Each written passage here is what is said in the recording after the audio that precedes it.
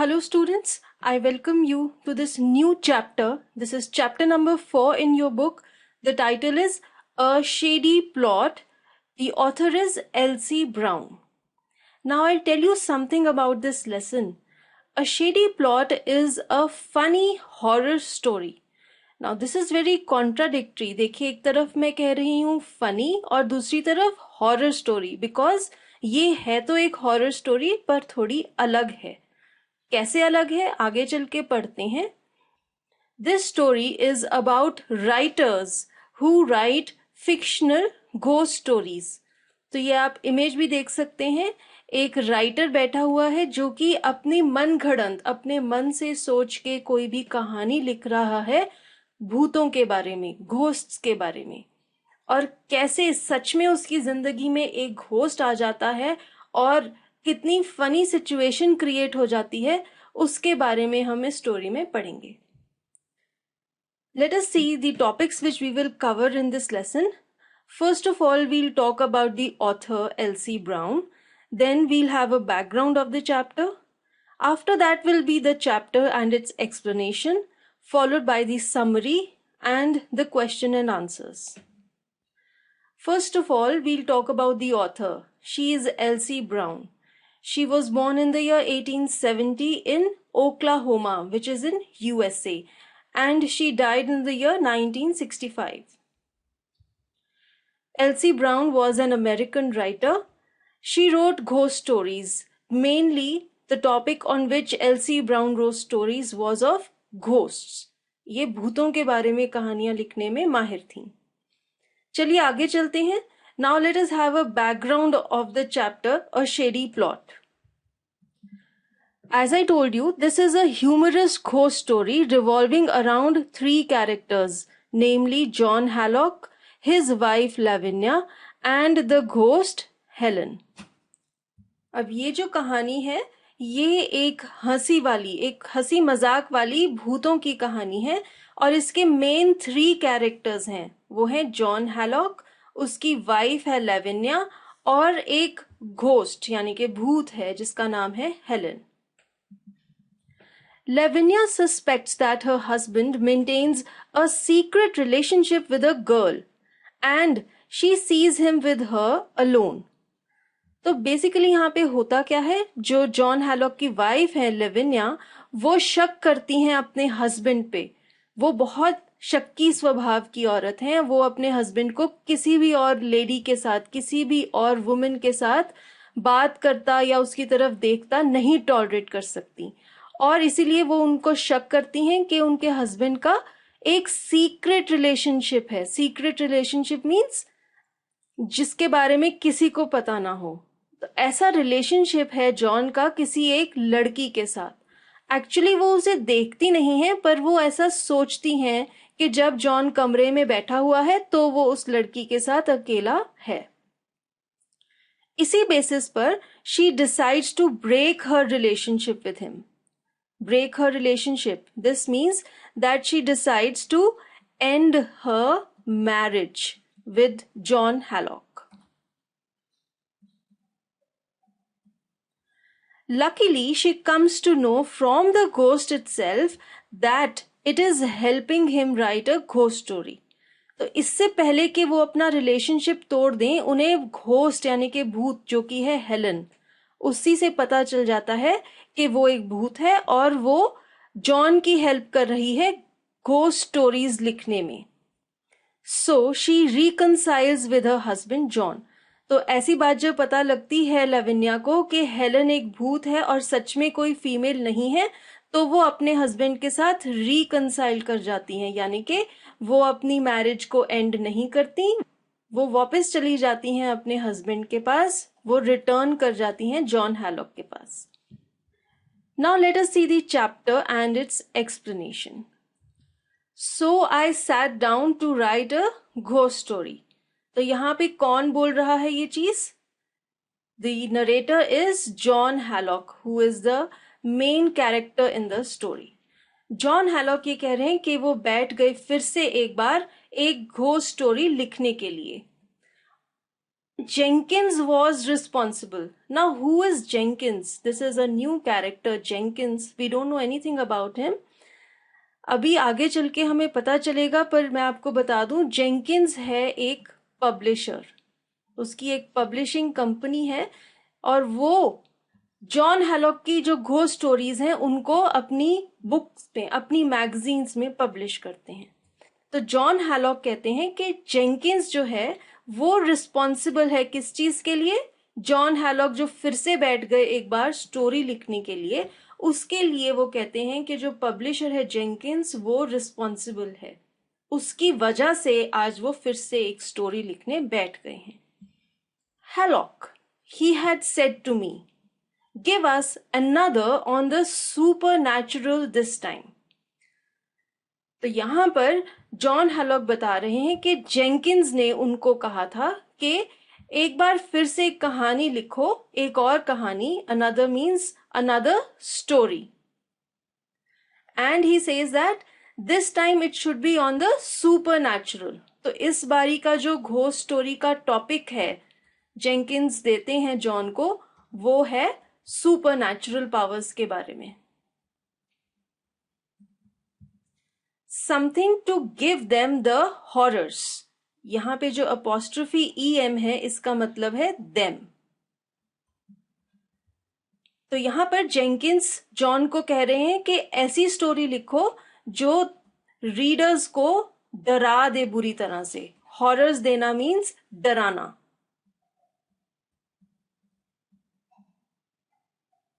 और फिर वो कहते हैं that's what the public wants. Public यहां पर कहना चाह रहे हैं वो कि जो रीडर्स हैं उनकी स्टोरीज के, वो यही चाहते हैं कि इतनी ज्यादा डरावनी स्टोरी लिखी जाए कि वो बहुत बुरी तरह से डर जाएं. और फिर वो कहते हैं and your ghosts are live propositions. Live propositions का मतलब है बिल्कुल लिविंग के बराबर है, बिल्कुल ऐसे लगते हैं कि सच में वो ऐसे ही होंगे. लाइव प्रोपोजिशंस का मतलब है they are very close to real. तो जेंकिंस कहते हैं जॉन को कि तुम्हारी जो स्टोरीज में घोस्ट होते हैं, जो भूत होते हैं, वो इतने सच लगते हैं कि ऐसा लगता है मानो वो सच में मौजूद हैं आसपास. और इसीलिए तुम्हारी स्टोरीज पब्लिक को बहुत अच्छी लगती हैं और वो चाहते हैं कि तुम और ऐसी स्टोरीज लिखो. Let us go ahead. Well, I was in no position to contradict Jenkins. Contradict का मीनिंग है deny.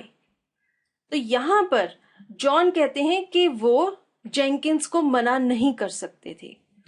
For as yet his magazine had been the only one to print my stuff. क्यों John Jenkins को मना नहीं कर सकते थे? क्योंकि जेंकिंस की ही मैगजीन थी जो जॉन की स्टोरीज को प्रिंट करती थी. स्टफ यहां पर मतलब है जो घोस्ट स्टोरीज जॉन हैलॉक लिखते थे उसको वो कह रहे हैं स्टफ. और वो कह रहे हैं कि जेंकिंस की ही ऐसी कंपनी थी जो अपनी मैगजीन में जॉन की घोस्ट स्टोरीज को प्रिंट कर देती थी, इसलिए जॉन जेंकिंस को मना नहीं कर सकते थे. So I had said precisely in the deepest voice I was capable of and had gone out. तो जब फिर से एक बार जेंकिंस ने जॉन से एक नई घोस्ट स्टोरी की मांग की तो जॉन ने रिप्लाई किया प्रिसाइसली. प्रिसाइसली का मतलब उन्होंने अपना कंसेंट दिया. उन्होंने कहा कि ठीक है मैं कहानी लिख दूंगा, पर बहुत ही गहरी आवाज में बोला. क्यों बोला गहरी आवाज में? क्योंकि उनको कुछ प्रॉब्लम थी. इससे ये इंडिकेशन हो रहा है जब उन्होंने डीपेस्ट वॉइस में ये चीज कही कि उनको एक घोस्ट स्टोरी लिखने में कुछ प्रॉब्लम थी, और बस इतना बोल के वो कमरे से बाहर चले गए. I hadn't the shade of an idea. Now here the shade of an idea it means कि मुझे बिल्कुल भी कोई आइडिया नहीं था. But at the time that didn't worry me in the least. अब किस चीज का आइडिया नहीं था उनको जो वो कह रहे हैं I didn't have the shade of an idea. उनको एक न्यू स्टोरी के लिए, एक न्यू घोस्ट स्टोरी के लिए कोई आइडिया नहीं था. He was without ideas. पर उस समय उनको कोई परेशानी नहीं हुई. You see, I had often been like that before. I had often been like that before. It means कि जैसा अब उनको महसूस हो रहा था कि उन्हें कोई आइडिया नहीं था स्टोरी लिखने का, ऐसा उनके साथ पहले भी बहुत बार हो चुका है. And in the end, things had always come my way. पर एंड में क्या होता था? Things had always come my way. This means that finally, अंत में उन्हें एक आइडिया मिल ही जाता था. Always come my way. He was always able to write a ghost story. उनको कोई ना कोई आइडिया मिल ही जाता था.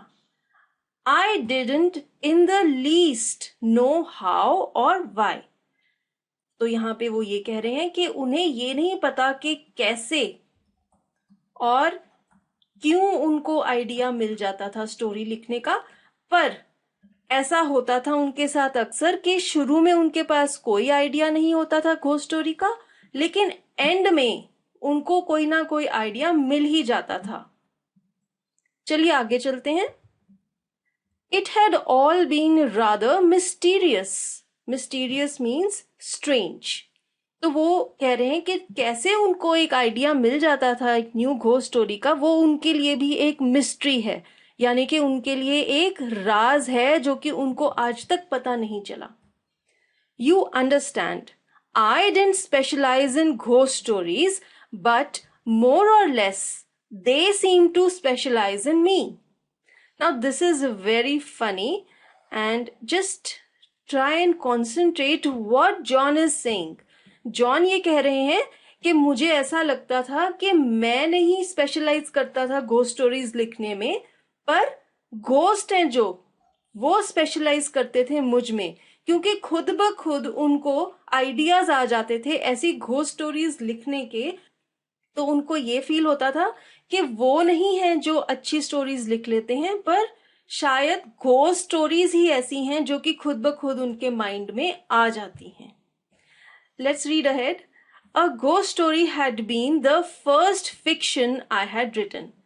फिक्शन मीन्स एक मन घड़ंत कहानी. जो सच्ची नहीं होती उसको हम कहते हैं फिक्शन स्टोरी. और वो कह रहे हैं कि एक भूतों की ही कहानी थी, पहली कहानी जो उन्होंने फिक्शन लिखी थी. Curious.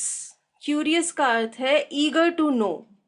How that idea for a plot had come to me out of nowhere after I had chased inspiration in vain for months.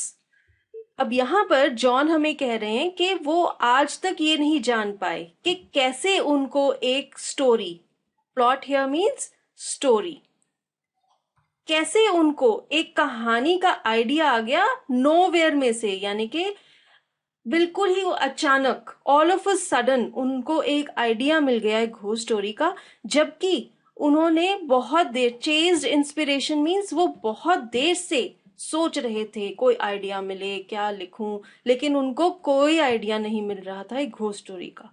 In when. When का मतलब है नाकामयाब होना, यानी कि कोई चीज जो अनसक्सेसफुल होती है,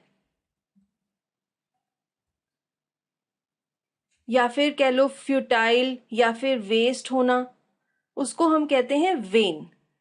तो वो बहुत देर से एक कहानी का आइडिया सोच रहे थे, लेकिन उनको बिल्कुल कोई भी आइडिया नहीं मिलता था. वो नाकामयाब थे कोई भी स्टोरी का आइडिया सोचने के लिए, और आज तक उन्हें ये समझ नहीं आया था, उनके लिए ये एक मिस्ट्री थी, राज था कि कैसे अचानक से उनको एक कहानी सूझ गई. Let's read ahead. Even now, whenever Jenkins wanted a ghost, he called on me. अब इसका मतलब ये है Jenkins wanted a ghost. It does not mean कि सच में Jenkins ये चाहता था कि कोई भूत आए उसके पास. Ghost का मतलब है एक ghost story. तो जॉन कह रहे हैं कि जब भी जेंकिंस को कोई घोस्ट स्टोरी चाहिए होती थी वो जॉन को कांटेक्ट करते थे। And I had never found it healthy to contradict Jenkins. तो जॉन ये कह रहे हैं कि उन्होंने कभी इस चीज को हेल्दी, हेल्दी का मतलब वैसे तो होता है स्वास्थ्यवर्धक, कोई चीज आपके स्वास्थ्य के लिए अच्छी हो, पर यहाँ पर इस चैप्टर में, चैप्टर के कॉन्टेक्स्ट में हेल्दी का मीनिंग ये है कि जॉन को कभी ये नहीं लगा था कि वो चीज उनके लिए अच्छी है।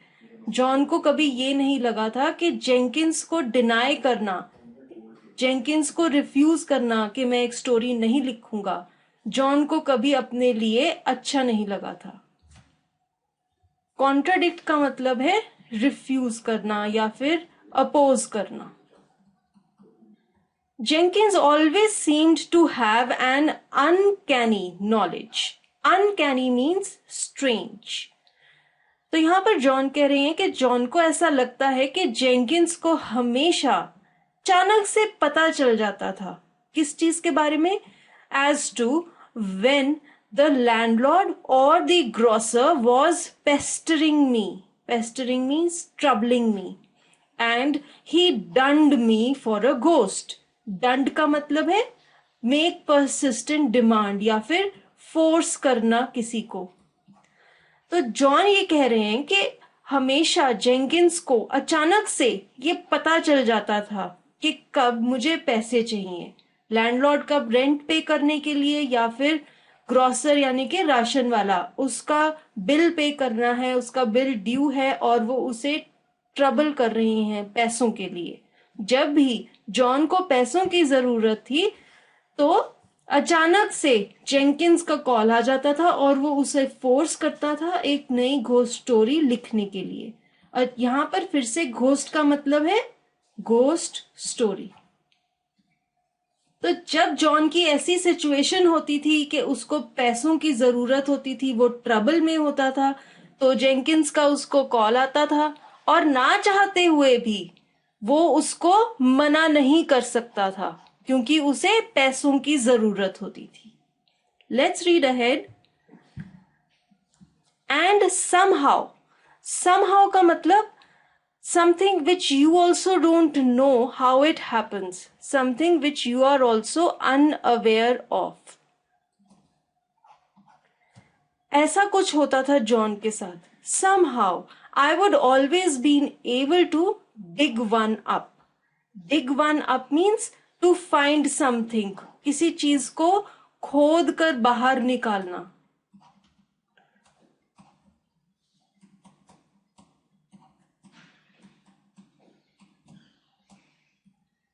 अब देखिए, खोदेंगे आप उस चीज को जो बहुत गहराइयों में दबी हुई है। तो जॉन ये कह रहे हैं कि उन्हें ऐसा लगता था कि वो अपने दिमाग की बड़ी गहराइयों में से, डीप विदिन में से कोई ना कोई एक कहानी को खोद कर बाहर निकाल ही लेते थे जेंकिंस के लिए। So I had begun to get a bit cocky. Cocky का मतलब है कॉन्फिडेंट इन अ बोल्ड वे। तो किस चीज के लिए जॉन कॉकी हो जाते थे? वो ये सोचते थे कि उनमें बहुत ज्यादा खासियत है, एक एबिलिटी है घोस्ट स्टोरीज लिखने की, और अपनी इस एबिलिटी पे, अपनी इस कैपेबिलिटी पे उन्हें बहुत ज्यादा कॉन्फिडेंस महसूस होने लग गया था। So I went home and sat down before my desk and sucked at the end of my pencil and waited, but nothing happened. तो यहां पर जॉन कह रहे हैं कि एक बार फिर से जब वो घर गए, वो बैठ गए अपने डेस्क पे, किस लिए? एक कहानी लिखने के लिए। और उन्होंने अपनी पेंसिल को मुंह में डाल लिया और वो क्या कर रहे थे? वो सोच रहे थे और वो वेट कर रहे थे एक न्यू आइडिया के लिए, एक न्यू स्टोरी के लिए। और वो इंतजार कर रहे थे पर कुछ नहीं हुआ। नथिंग हैपेंड का मतलब है कि उन्हें कोई आइडिया नहीं मिला। चलिए आगे देखते हैं फिर क्या हुआ। Pretty soon my mind began to wander. Wander means to move slowly away from a fixed point or place. तो क्या हुआ? वो एक स्टोरी के लिए सोच रहे थे पर कोई आइडिया नहीं आ रहा था। तो धीरे धीरे क्या होता है, जब आप पढ़ भी रहे होते हैं कुछ, तो आपके साथ ऐसे होता है, कुछ देर तक आप सोचते हैं पढ़ाई के बारे में, पर जब आप लीस्ट इंटरेस्टेड हो जाते हैं तो क्या होता है, आप नई नई चीजों के बारे में सोचने लग जाते हैं। मे बी जो चीजें आपको ज्यादा इंटरेस्टिंग लगती हैं, किसी को भूख लगने लग जाएगी, किसी को प्यास लगने लग जाएगी, किसी को टीवी याद आ जाएगा। ऐसे ही जॉन के साथ भी हुआ। एकदम से उनका माइंड स्टोरी से हटकर इधर उधर की बातें सोचने लग गया। His mind began to wander off on other things, decidedly unghostly and material things. तो वो कह रहे हैं कि वो जो चीजें थी जिनके बारे में वो सोचने लग गए थे, वो अनघोस्टली थी, वो भूतों के बारे में नहीं थी, वो मटीरियल थिंग्स थी। मटीरियल का मतलब यहाँ पे है कोई चीज जो लिविंग होती है। अब घोस्ट तो मरे हुए हैं, पर उनका माइंड जो वॉन्डर करता था वो उन चीजों के बारे में जो लिविंग हैं, जो उनके आसपास मौजूद हैं, ऐसी चीजों के बारे में वो सोचने लग जाते थे। Such as my wife's shopping. तो एक जो चीज उनको बहुत परेशान करती थी और जिसका ख्याल उनके दिमाग में आने लग जाता था, वो था उनकी वाइफ लिविनिया की शॉपिंग की आदत। And how on earth I was going to cure her of her alarming tendency. अब ये जो सेंटेंस है, जॉन कहते हैं, how on earth was I going to cure her. किसी को अगर कोई बीमारी होती है, कोई डिजीज होता है, तो उसको जब हम ठीक करते हैं, उसका कोई इलाज करते हैं, उसे हम कहते हैं क्योर। तो यहां पर जॉन कह रहे हैं कि कोई ऐसा आइडिया मुझे मिलता, कोई ऐसा नुस्खा मुझे मिलता जिससे मैं अपनी वाइफ का इलाज कर पाता, उसकी इस alarming tendency. Alarming tendency means चौंका देने वाली उसकी ये आदत थी। टेंडेंसी का मतलब है कोई inclination towards a type of behaviour. यहां पर वो रेफर कर रहे हैं टेंडेंसी से लेविनिया की शॉपिंग करने की आदत को।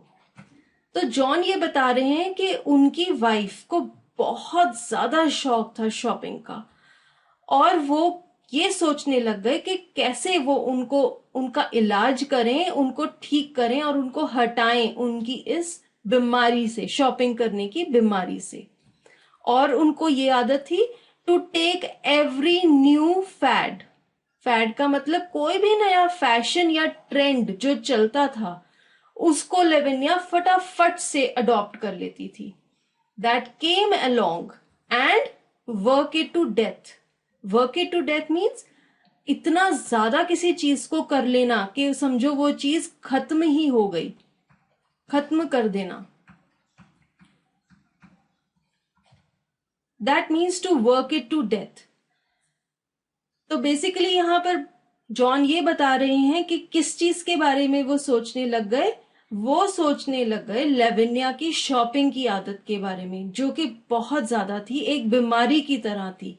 और लेविनिया हर एक नई चीज को खरीदती थी, परखती थी, उसको इस्तेमाल करती थी, और इतना ज्यादा उस चीज में डूब जाती थी, इतना ज्यादा उसको यूज करती थी, जब तक उस चीज को वो खत्म नहीं कर देती थी अच्छे से। और इस चीज से जॉन बहुत परेशान थे और वो ये सोच रहे थे कैसे वो लिविनिया को इस आदत से हटाएं। But I realise that would never get me any place. तो सोचते सोचते जॉन को ये रियलाइजेशन हुई, वो इस मुकाम पर पहुंच गए कि वो कभी इस चीज का कोई इलाज नहीं कर सकते। So I went back to staring at the ceiling. और फिर वो एक बार फिर से, आई वेंट बैक, फिर से वापस चले गए किस चीज पर, कहानी सोचने पर। और वो छत की तरफ, सीलिंग का मतलब होता है छत, the upper interior surface of the room. तो एक बार फिर से वो एक नई कहानी की आइडिया के लिए छत की तरफ घूरने लग गए। स्टेयरिंग मीन्स घूरना। Let's go ahead. This writing business is delightful, isn't it? Delightful का मतलब कोई चीज जो आपको बहुत ज्यादा खुशी दे, something which is very charming. I said sarcastically, someone or something that is a sneering remark. It means कि आप जो चीज बोल रहे हैं आपका मतलब उसका ऑपोजिट है, तब आप कोई चीज सार्केस्टिकली कहते हैं। तो यहां पर सार्काज्म क्या है? जॉन कहते हैं this writing business is delightful. It means इस बात का, वाक्य का वैसे अर्थ है कि जॉन को ये राइटिंग बिजनेस बहुत अच्छा लग रहा है, पर असल में जॉन की हालत बहुत बुरी है। उन्हें कोई आइडिया नहीं मिल रहा है स्टोरी का, और वो बहुत मजबूरी में बैठे हुए हैं एक घोस्ट स्टोरी लिखने के लिए, क्योंकि उनको पैसों की जरूरत है। यहां पर अब थोड़ा पीछे से पढ़ते हैं। I said sarcastically at last out loud too. तो इतने ज्यादा तंग आ गए थे जॉन कि वो जोर से अपने आप से ही बातें करने लग गए थे। You see, I had reached the stage of imbecility when I was talking to myself. Imbecility मतलब है intellectual disability, कह सकते हैं sort of पागलपन, जब कोई इंसान अपने आप से ही बातें करने लग जाता है। तो जॉन ये कह रहे हैं कि वो sort of पागल हो गए थे, क्योंकि उन्हें कोई स्टोरी का आइडिया नहीं मिल रहा था और वो बहुत परेशान थे। तो जो वो बात अपने आप से कहते हैं उसका उनको जवाब मिलता है। Yes, said a voice at the other end of the room, I should say it is. अब जो बात जॉन ने अपने आप से की थी उसका उनको कोई जवाब देता है। कोई एक आवाज है जो कि कमरे के दूसरे एंड से आती है और वो कहती कि हाँ, राइटिंग बिजनेस सच में बहुत डिलाइटफुल है, बहुत अच्छा है। अब एकदम से अचानक से एक आवाज सुनी जॉन ने, आई एडमिट आई जम्प्ड। तो एकदम से उनका जो रिएक्शन था एक अननोन वॉइस सुनकर, वो था कि वो छलांग मार देते हैं अपनी कुर्सी से। और फिर देन आई लुक्ड अराउंड, वो अपने आसपास देखते हैं कि कौन है जो कि बोल पड़ा। It was Twilight. ट्वाइलाइट का मतलब होता है जब आधा दिन और आधी रात, कह लीजिए जब शाम का समय होता है, विजिबिलिटी भी कम हो जाती है, उस टाइम को हम ट्वाइलाइट कह सकते हैं। By this time and I had forgotten to turn on the lamp. तो यहां पर अब जॉन जो है वो रूम का जो सीन है उसे डिस्क्राइब कर रहे हैं। वो कह रहे हैं कि कमरे में बहुत डिमनेस थी, अंधेरा सा था, और उन्होंने अपना लैंप भी ऑन नहीं किया था। The other end of the room was full of shadows and furniture. तो जो अदर एंड है कमरे का जहां से आवाज आई थी उसमें शैडोज थी। किस चीज की? फर्नीचर की। I sat staring at it. तो वो एकदम से उस दिशा में घूरने लग गए। And presently noticed something just taking shape. तो जॉन ने क्या देखा कि एक आकार बन रहा है कमरे में, एकदम से कोई एक चीज है जो शेप ले रही है धीरे धीरे। It was exactly like watching one of these moving picture cartoons being put together. तो कैसा अनुभव हुआ जॉन को जब उन्होंने देखा कि कोई चीज एकदम से आकार ले रही है? उन्हें ऐसा लगा जैसे हम कोई टीवी में पिक्चर देखते हैं कार्टून्स की, और उसमें दिखाते हैं ना एक एक करके उसके हिस्से जुड़ रहे हैं कार्टून के और एक पूरा चित्र बन गया। ऐसा कुछ फील हुआ जॉन को। तो वो बता रहे हैं कि कैसे वो चीज ने शेप लिया। वो कहते हैं first an arm came out. एकदम से सबसे पहले उसका एक हाथ बाहर आया। Then a bit of sleeve of a stiff white shirt waist. Shirt waist क्या होती है? एक फॉर्मल शर्ट जो लेडीज पहनती हैं ऑफिस में, उसको शर्ट वेस्ट कहते हैं। देन अ लेग, फिर उसकी टांगे आई, और एक प्लेड स्कर्ट। प्लेड क्या है? एक डिजाइन है स्कर्ट का जो कि उस शेप ने पहना हुआ था, a plaid skirt. until at last there she was complete, whoever she was. Now here John tells us that gradually, slowly something took shape in the other end of the room, and he has told us that how it came up Finally he could make out it was she. That means it was a female, and it became complete, but he did not know who she was. She was a stranger to John. Now here John उसको describe कर रहे हैं. वो कहते हैं she was long and angular. Long means वो बहुत लंबी थी और तिरछी टाइप की, शार्प कॉर्नर्स थे उसके शेप के. With enormous, large in size. उसकी बहुत बड़ी बड़ी फिशी आईज थी. फिशी मीन्स एक शेप है उसकी आंखों की, fishy eyes. Behind big bone rimmed spectacles. Rimmed का अर्थ है द अपर और the outer as of an object. तो वो कह रहे हैं कि जो ये फिगर आया था उसने बोन रिम्ड, ऐसी शेप की स्पेक्टिकल्स भी पहनी हुई थी. And her hair in a tight wad at the back of her head. तो उसके जो बाल थे वो पीछे उसके सिर में इकट्ठे करके उसने गोल करके एक बंडल या एक रोल की तरह बांधे हुए थे. Yes, I seemed able to see right through her head. तो वो कह रहे हैं कि वो एक सॉलिड इंसान जैसा फिगर नहीं था, क्योंकि जॉन उसके सिर के बीच में से भी देख सकते थे. वो कहते हैं I seemed able to see right through her head. उसके सिर के बीचों बीच से वो आर पार देख सकते थे. And a jaw. तो वो कहते हैं कि उसका जो जॉ था, डेंचर जिसे हम कहते हैं, वो इतना सॉलिड था. इट लुक्ड सो सॉलिड, इतना मजबूत था, that for the moment I began to doubt my very own senses and believe she was real after all. तो वो कह रहे हैं कि कहाँ तो उसके सिर में से वो देख सकते थे थ्रू एंड थ्रू, आर पार, लेकिन उसका जो जॉ था वो इतना सॉलिड था, एकदम इंसानों की तरह था, कि एक पल के लिए जॉन को ये लगा कि वो अपने पे शक करने लगे और उनको ये लगने लगा कि वो रियल है, वो सचमुच लिविंग थिंग है. आगे पढ़ते हैं. She came over. तो जो भी ये चीज थी, जो भी ये फीमेल थी, वो जॉन के पास आ गई.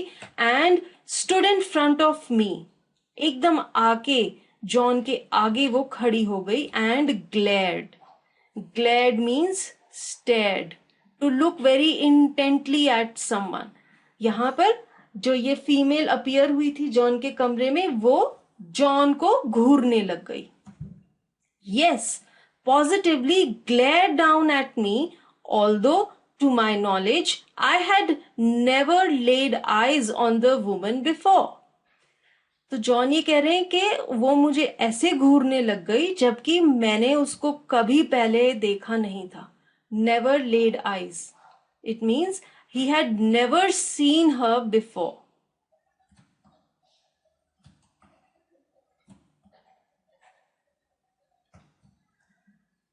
To say nothing of giving her cause to look at me like that. So here John is saying कि उनको कोई रीजन नहीं मिला कि क्यों ये लेडी जो आई है ये उनको ऐसे घूर रही है, क्योंकि उन्होंने कभी उसको ऐसा कोई रीजन नहीं दिया कि उनको ऐसे घूरे. I sat still, feeling pretty helpless. तो एकदम से जॉन बहुत हेल्पलेस थे और वो एकदम चुपचाप बैठे हुए थे. I can tell you. And at last she barked. Barked यहां पर जॉन ये कहना चाह रहे हैं कि वो अचानक से बोल पड़ी. What are you gaping at? Gaping का मतलब staring with your mouth wide open. So John did not realize that he was also staring at this female. वो इतने आश्चर्यचकित थे कि उनका मुंह खुला का खुला रह गया था. और ये लेडी जो थी उसने उनसे पूछा कि तुम क्या घूर रहे हो, किस चीज को घूर रहे हो. Now let us read ahead. I swallowed. Swallowed का मतलब to allow something to pass down the throat into the stomach. जैसे हम कोई भी चीज पीते हैं, कोई भी चीज खाते हैं, तो वो चीज हमारे गले के नीचे से चली जाती है. यहां पर जॉन कह रहे हैं कि उन्होंने स्वॉलो किया कुछ, जबकि he hadn't been chewing anything. वो कुछ भी नहीं खा रहे थे, फिर भी उन्होंने swallow किया.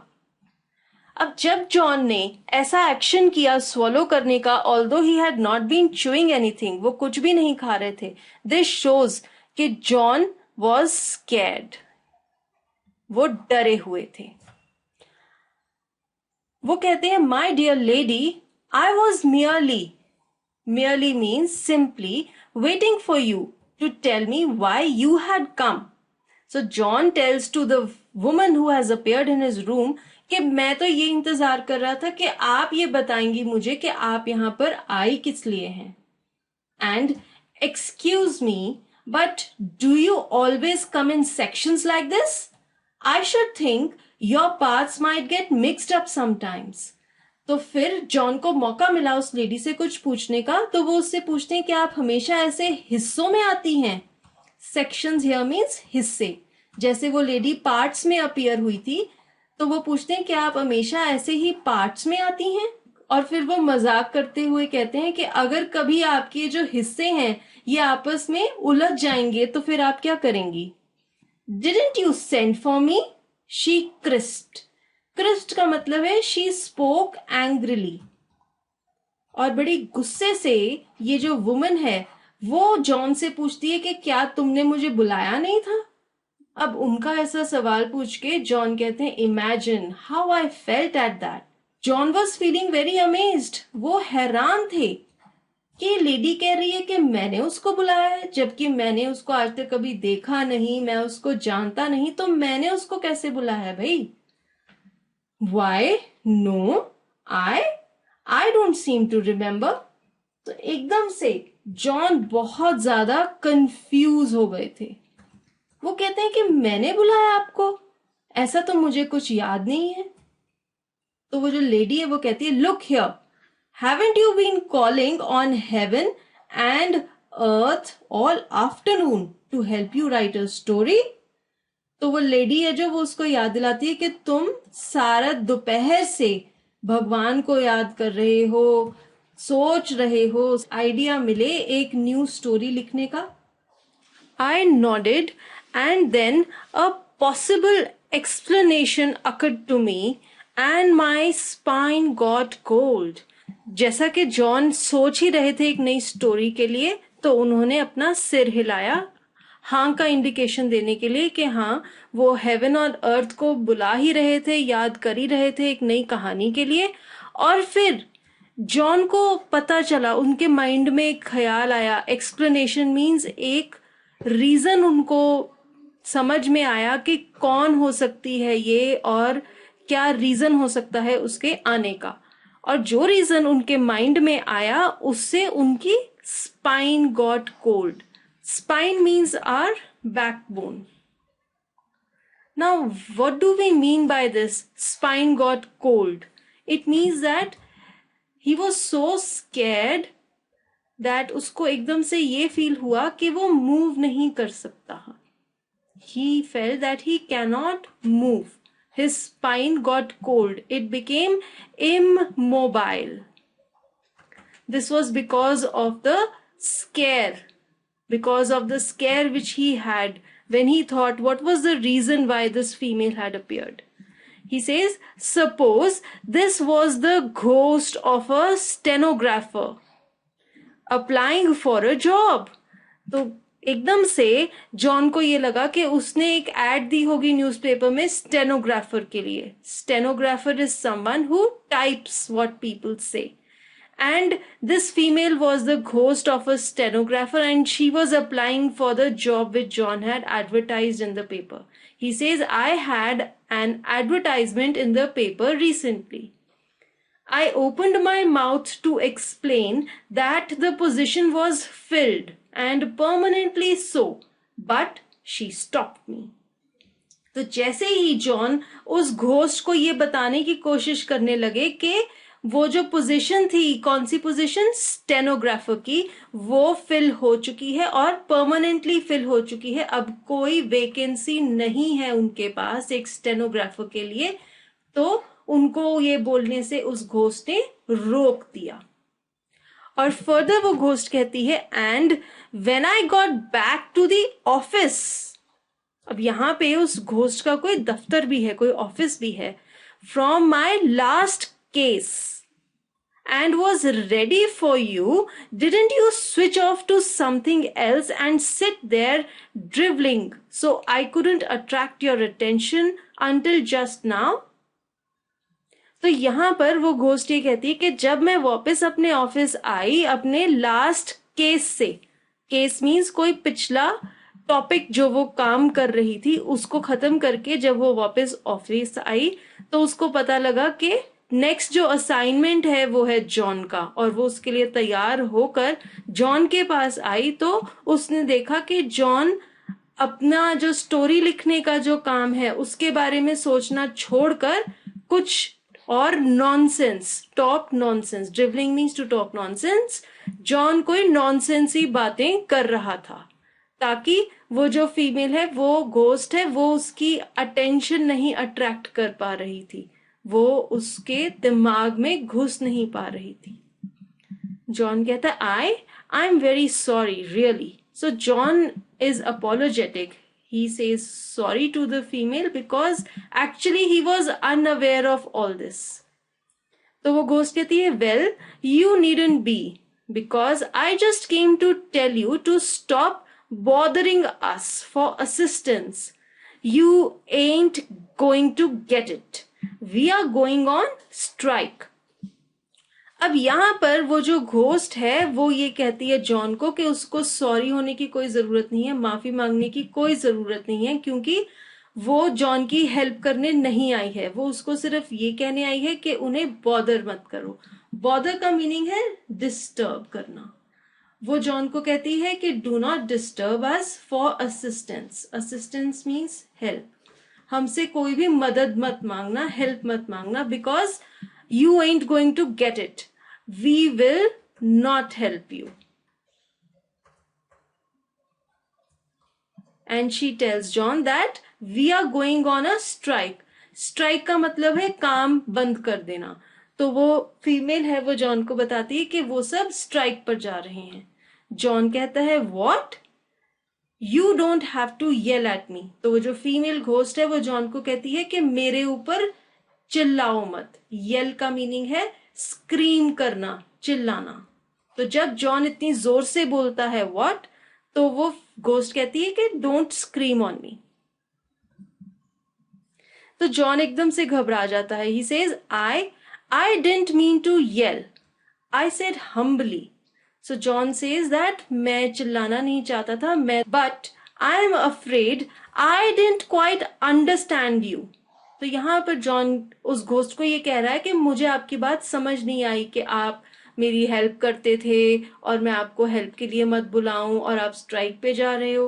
वो कहते हैं यू सेड यू वर। तो घोस्ट फिर से बताती है, वो कहती है going on strike. Don't you know what a strike is?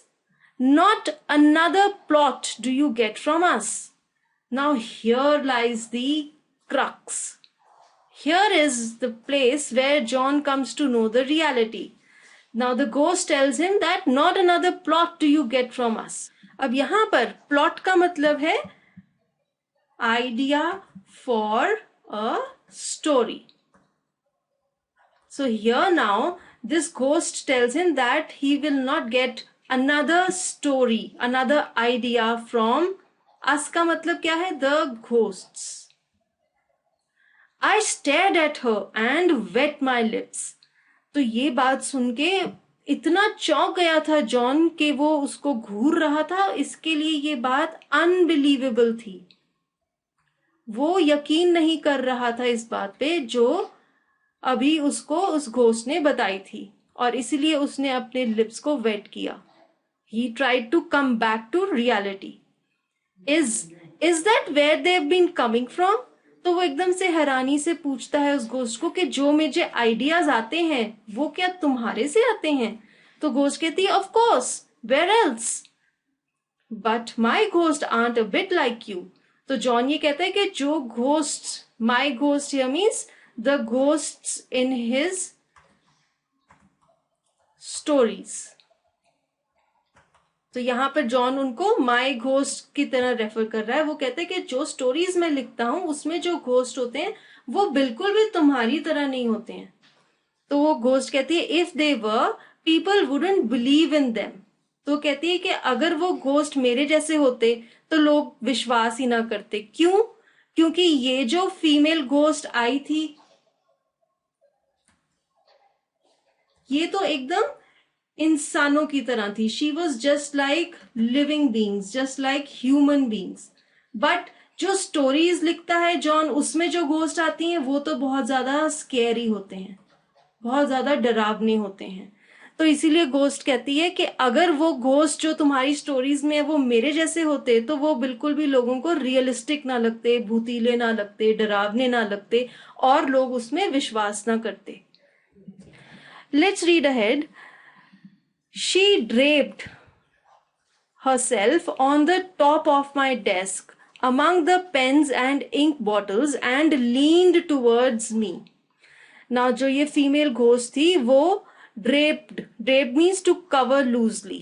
तो वो ऐसे उसका पूरा जो डेस्क था उसके ऊपर पूरा फैल से के बैठ गई, उसके जो राइटिंग इंस्ट्रूमेंट्स थे पेन्स और इंक बॉटल्स के बीच में, और वो जॉन की तरफ आगे बेंड होकर देखने लगी। और वो उसको बताती है in the other life I use to write. Other life here means उसकी जो भूत से पहले वाली जिंदगी थी, जब वो जीवित थी, जब वो लिविंग थी, तब वो क्या थी? वो भी एक राइटर थी। तो जॉन कहता है यू डिड, भी तुम लिखती थी? तो वो अपना सिर हिला देती है। सिर को ऐसे हिलाना हाँ कहने के लिए उसको हम कहते हैं nod. But that has nothing to do with my present form. तो वो घोस्ट कहती है कि जो मैं तब लिखती थी उसका मेरे अभी के जो फॉर्म है, यानी कि जो अभी मैं घोस्ट हूं, उससे कुछ लेना देना नहीं है। वो कहती है it might have but I gave it up at last for that very reason and went to work as a reader on a magazine. तो वो घोस्ट ये बताती है कि मैंने राइटर का जो काम है उसको छोड़ दिया। शी लेफ्ट राइटिंग एंड उसकी जगह पे वो एक नया काम करने लग गई। वो क्या था? वो वर्क करने लग गई as a reader on a magazine. She sighed, तो उसने एकदम से लंबी सांस भरी and rubbed the end of her long eagle nose. और वो एकदम से अपनी नाक पे उंगली रख के ऐसे ऊपर नीचे उंगली को करने लग गई अपने नाक के ऊपर। Long eagle nose here the writer has describe the shape of the nose of the ghost. Eagle nose, this is a very peculiar type of a pointed shape of the nose, and this was the shape of the nose of the ghost with a reminiscent finger.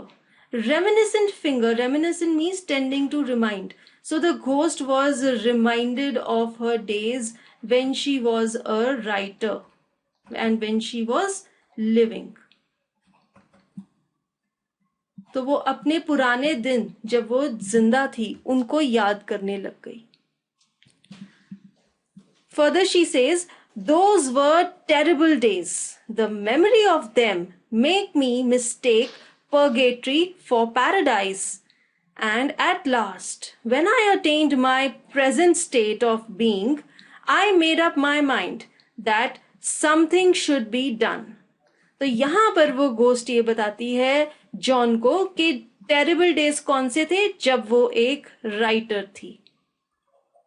और वो कहती है कि आज भी जब वो उन दिनों को याद करती है, द मेमोरी मीन्स कोई पुरानी चीज को याद करना, तो वो जब अपने पुराने दिन राइटर के याद करती है तो उसको ये लगता है कि जो सफरिंग है वो भी एक अच्छी चीज है।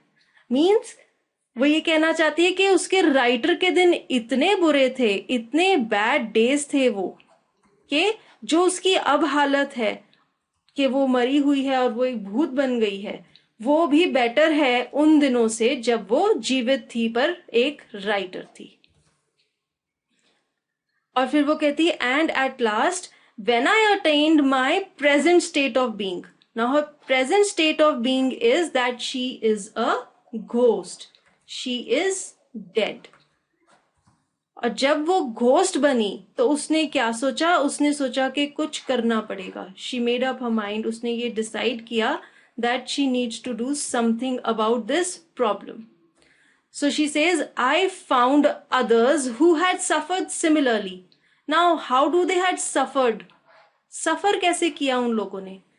थे तो वो सब क्या राइटर्स थे वो, पर उन्होंने सफर किया था और उन्होंने आपस में एक ऑर्गेनाइजेशन बनाई, द राइटर्स इंस्पिरेशन ब्यूरो।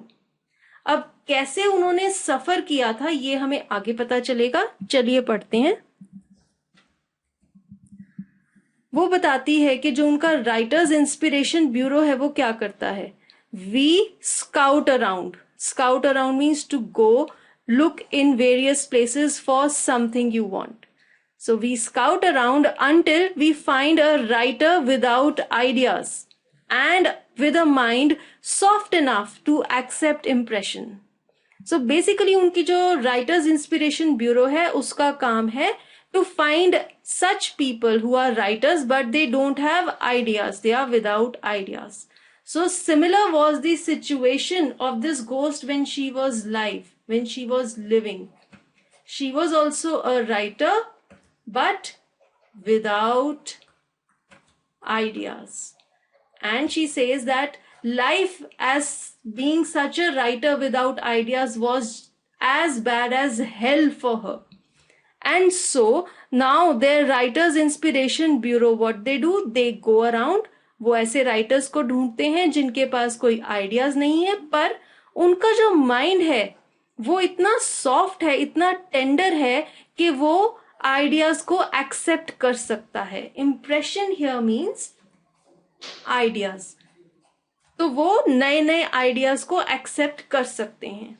और जब उनको ऐसा कोई राइटर मिलता है तो वो उसको कहते हैं एक केस, एक नई situation. The case is brought to the attention of the main office. Now main office is the office of the writers inspiration bureau, and the case of such a writer is brought to the notice of this office, and one of us means any one of the members who are the ghosts. One of us is assigned to it. So any one ghost is given this duty of this new case. When that case is finished, we bring in a report. So once they finish that case, that is once they help the writer with a new idea, they prepare a report and they submit that report in their office. But I never saw you before. So John कहता है उस ghost को कि मैंने तो आपको पहले कभी नहीं देखा। तो घोस्ट कहती है and you wouldn't have this time if I hadn't come to announce the strike. तो वो घोस्ट ये कहती है कि इस बार भी तुम मुझे ना देखते अगर मैं तुमको ये ना बताने आती कि हम स्ट्राइक पर जा रहे हैं। तो कौन स्ट्राइक पर जा रहा है? The members of the writers inspiration bureau. जो मेंबर्स हैं, घोस्ट्स हैं इस ब्यूरो की, वो स्ट्राइक पर जा रही हैं। फिर वो जॉन को बताती है many a time I have leaned on your shoulder when you have thought you were thinking hard. तो कहती है कि जब तुम स्टोरी लिखते हुए ये सोचते थे कि तुम बहुत ज्यादा सोच रहे हो किसी आइडिया के लिए, तब मैं तुम्हारे कंधे के ऊपर झुककर तुम्हें आइडिया देती थी। ये बात सुनकर जॉन कहता है I groaned. Groaned is a deep long sound showing unhappiness और पेन। तो जब जॉन को ये पता लगता है कि वो घोस्ट, वो भूत उसके कंधों के ऊपर झुकती थी, उसको बहुत गंदा फील होता है, उसको अच्छा नहीं लगता। एंड क्लच्ड माई हेयर, ये सुन के जॉन एकदम से अपने बालों को खींचने लग जाता है। The very idea of that, a horrible scarecrow, scarecrow means an object made to resemble a human figure, so much as touching me. तो जॉन कहते हैं कि जब उसके दिमाग में ये ख्याल आता है कि इतनी गंदी चीज, इतनी हॉरिबल डर्टी चीज जो कि एक स्केयर क्रो की तरह है. स्केयर क्रो मीन्स जो रिजेंबल करती है एक ह्यूमन फिगर को पर एक्चुअली वो नहीं है. और वो उसको छूती थी तो उसको बहुत ही ज्यादा ना डर्टी मेसी सा फील होता है. और फिर वो कहता है and wouldn't my wife be shocked. और वो फिर ये सोचता है अपनी वाइफ के बारे में कि जब उसकी वाइफ को ही पता लगेगा कि जो घोस्ट स्टोरीज वो लिखता है उसके आइडियाज उसको भूतों से मिलते हैं तो वो तो बहुत ज्यादा शॉक में चली जाएगी. शॉक मीन्स किसी चीज का इतना ज्यादा झटका लगना कि आप उसको बियर ना कर पाए, ऐसी हालत हो जानी. और ये सोच के जॉन एकदम से कांपने लग गया. He shivered. But she continued that's at an end. तो कहती है कि अब वो सब कुछ खत्म हो गया. क्यों? क्योंकि वो स्ट्राइक पे जा रहे हैं और उन्होंने अब उसकी हेल्प करनी बंद कर दी है. वो कहती है we have been called out of our beds a little too often in recent years and now we are through. तो वो उसको कहती है बेड्स का मतलब यहाँ पे उनकी जो ग्रेव्स हैं जो जहां पे वो रेस्ट करते हैं. तो कहती है कि इतनी बार हमको हमारी ग्रेव्स में से हमारे बेड्स में से बुलाया गया है कि अब हमने we are through means now we are over it. तो उन्होंने इस चीज को अब एंड कर दिया है and they will now come out no more. John कहता है but my dear madam I assure you I have had nothing to do with that. I hope I am properly grateful and all that you see. तो John एकदम से अपनी explanation अपने आप को सही साबित करने के लिए अपनी जस्टिफिकेशन देने लग जाता है. वो उसको कहता है कि मैडम मैं आपको ये कहना चाहता हूँ कि मेरी इसमें कोई गलती नहीं है. मैंने आपको कभी बार बार डिस्टर्ब नहीं किया और मैं तो आपको बहुत ज्यादा ग्रेटफुल यानी कि थैंकफुल होना चाहता हूँ for all the help which you have done to me. तो वो घोस्ट कहती है ओह इट इजंट यू. तो वो उसको एक्सप्लेन करती है patronisingly. Patronisingly means to speak और behave with someone as if they are not important. तो वो जॉन को ये कहती है कि ऐसा उसके साथ वे में बोलती है कि तुम्हारी वजह से ऐसा कुछ नहीं है कि हम स्ट्राइक पे जा रहे हैं. It's not your fault. वो कहती है इट्स दोज आउजा बोर्ड फैनेटिक्स. तो वो उसको ही बताती है कि कोई फैनेटिक्स हैं Ouija board fanatics. Now, what is an Ouija board? It is a device used to communicate with ghosts. तो एक ऐसा बोर्ड होता है लकड़ी का जिसके साथ लोग भूतों के साथ बातचीत करते हैं. और फैनेटिक्स क्या होते हैं? Fanatics are persons who are extremely passionate about something. तो वो ऐसे लोग हैं जो आउजा बोर्ड के लिए बहुत ज्यादा पैशनेट हैं यानी कि पागल हैं आउजा बोर्ड्स के लिए. वो उसको बहुत ज्यादा यूज करते हैं और इन लोगों की वजह से आउजा बोर्ड फैनेटिक्स की वजह से ये जो घोस्ट हैं ये स्ट्राइक पर जा रही हैं. तो वो उसको बताती है जॉन को there was a time when we had nothing much to occupy us and used to haunt a little on the side purely for amusement but not any more. So this ghost tells John कि कभी ऐसा भी time था कि हमारे पास कोई काम नहीं था. Nothing much to occupy us so they were free. And वो क्या करती थी? हॉन्ट करती थी मीन्स लोगों को स्केयर करना, डराना. थोड़ा बहुत ऐसा करती थी सिर्फ अम्यूजमेंट के लिए, purely for fun. But not any more. पर अब वो ऐसा नहीं कर पाती. वो कहती है we have had to give up haunting almost entirely. Now they have left scaring people. We sit at a desk and answer questions now. And such questions. So this ghost is really very bothered by these Ouija board fanatics. She says कि हम पूरा दिन एक desk पर बैठे रहते हैं और Ouija board fanatics के जो सवाल होते हैं उनके जवाब देते रहते हैं. और इतने बेकार सवाल पूछते हैं वो कहती है कि मैं बता नहीं सकती. और वो बहुत ज्यादा परेशान है इन लोगों से.